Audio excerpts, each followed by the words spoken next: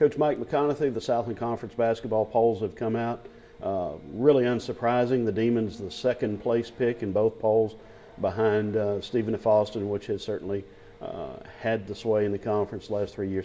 Talk about, first of all, the Demons being picked second, right there on the edge of being at the top of the conference. Well, that's an honor. I'd like to have been 5 or 6 or 7. But anytime you're up at the top, they do respect Jalen and Zeke. And I think the fact, Coach Jay Ladner said something to me about that was a real compliment to our team. He said, you know, you got some other guys that can really make shots. And that does make a big difference. And I think that that's a compliment to those other guys and just not to Jalen and Zeke, because it's going to take more than Jalen and Zeke to win. And so you know, you're excited about it, but the reality is that you got to go out and you got to play each and every game to put yourself in a position. I know that we've been first before and we didn't perform like we needed to 2 years ago. And so we've got to really work to try to get ourselves be in the top spot. Okay, let's talk about the conference as a whole. Stephen F. Austin all the way through the league to the upstart programs and the new programs. And what's the Southland going to be like this year? I just think that you're going to have any one of 4 to 5 teams that could win it. That's not taking anything from Stephen F. Austin. They've got an excellent team and very well coached, as offensively efficient as any group I've ever seen. And I've watched a few teams play over my years. But at the same time, I think that there are some other clubs out there that are going to compete. A Corpus Christi, a Sam Houston, Incarnate Word. I think that, you know, there's others. UCA, Southeastern will be improved. I think New Orleans will be improved. I mean, McNeese and Lamar are going to compete each and every day that they come in. Abilene Christian being in the league now for a longer period of time, and Houston Baptist, I look for them to make strides and being able to be competitive more during the course of the season. Okay, let's change gears for a moment.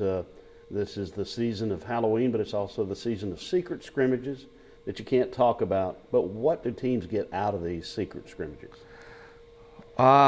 The opportunity of going to a game setting and play, opportunity to play longer than just 40 minutes. That's one of the reasons that we prefer scrimmages over just a game, because you may need to work on special situations and things like that, and it allows you to be able to do that. So that's what happens. You travel so you can go through on one scrimmage and you work on, okay, what's our travel protocol that we're going to follow. We'll get up and drive to our destination that day, which we do a lot. We'll set up the meals, eat our meals, get mentally ready to play and go in and play the game. So it's a practice run all the way through, from traveling to playing the scrimmage to returning home. All right, and let's talk about that holiday coming up Saturday. You'll be busy, but it's Halloween. What are your memories of Halloween as a kid? Oh, lived on Lincoln Drive in Bossier City, and I can remember it was different then. I mean, everybody was trick or treating, and you were out. But there was one thing that was interesting about then and today. It's similar. You still only went to the areas that you were comfortable with, because Shed Road was in between where we lived. And we didn't go across Shed Road to trick or treat because that was another neighborhood. You only stayed really in your neighborhood. And of course today, it seems like people just drive up, drop kids off, and they just walk, and then they'll get in the car and they'll drive them, drop them somewhere else. But, you know, I mean, I can remember it, but I don't remember it as I just remember it as going and getting candy. I don't remember it as, you know, any kind of satanic thing or ghost and God, you know, I mean, I just remember you went and got candy. It wasn't that big a deal. You made your own outfits. It wasn't a deal to where that they had all these expensive outfits. Maybe we did, but the expensive outfits cost $3, you know, or a mask. You might put a mask on or something like that. So it was a little bit different. It definitely wasn't the dark woods. Favorite Halloween costume growing up? Whew, well, that's a tough one there. Maybe I'm still wearing it. Favorite Halloween candy? There was just kind of a candy corn, the chocolate candy corns that they have. Those are the ones that just I've always liked, and they put them in little individual things today. Then I think they just grabbed them in a hand and stuck them in there. So, you know, we weren't too worried about germs.